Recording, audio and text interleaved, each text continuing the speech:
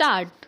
The question in this case is whether the plea of adverse possession sought to be set up by the respondent could be permitted to be raised. Stop. The pleas based on title and adverse possession are mutually inconsistent, and latter does not begin to operate until the former is renounced. Stop. It is his own case that he came into possession of the suit house in his own right and remained in possession as an owner. Stop. His plea is based on his own title. Stop. He never denounced his title nor admitted the title of the appellant. Stop. He never renounced his character as an owner, asserting adverse possession openly to the knowledge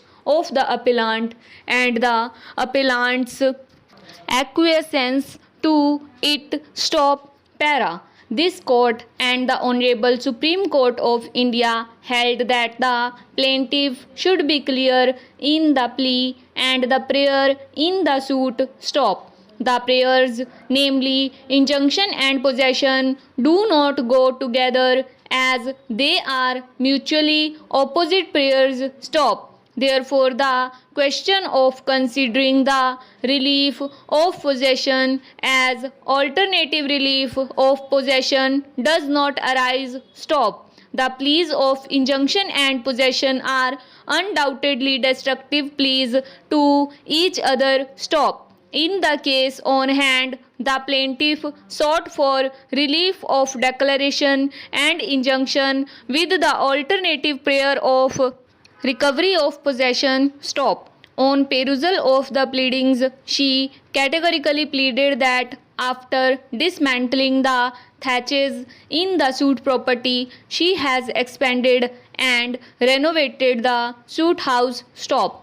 After renovation, when she was about to move into house, she was prevented to enter into the said house, namely on 10/10/1992. Stop. Whereas earlier it was stated that she was driven out from the suit house in the middle of the year 1985, and since then she has been residing with her parents. Stop. Thereafter, the first defendant filed divorce petition in the year 1987. Stop. As such, admittedly, she was not in possession and enjoyment of the suit property at the time of filing the suit. Stop. When it being so, the plaintiff should not have prayed for two destructive prayers, namely injunction and recovery of possession, and the above judgments squarely apply to the case on hand. Stop.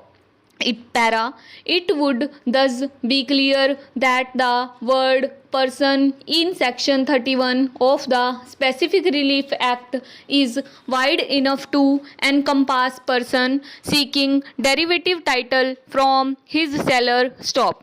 It would therefore be clear that if he seeks avoidance of the instrument, decree, or contract and seeks a declaration to have the decrees set aside or cancelled, he is necessarily bound to lay the suit within 3 years from the date when the facts entitling the plaintiff to have the decree set aside first become known to him. The above case squarely applies to the case on hand, since the plaintiff filed the suit after 6 years from the date of her knowledge about the cancellation of settlement deed. Stop. The recital of the cancellation of settlement deed shows that the plaintiff did not render duties, love and affection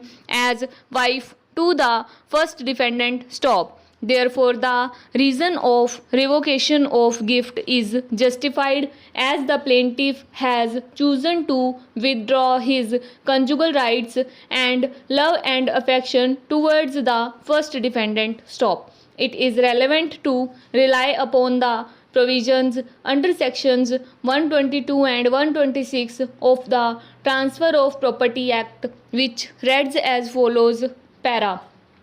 Gift defined. Stop. Gift is the transfer of certain existing movable or immovable property made voluntarily and without consideration by one person called the donor to another called the donee and accepted by or on behalf of the donee. Stop. Acceptance must be made during the lifetime of the donor and while he is still capable of giving. Stop. If the donee dies before acceptance, the gift is void. Stop.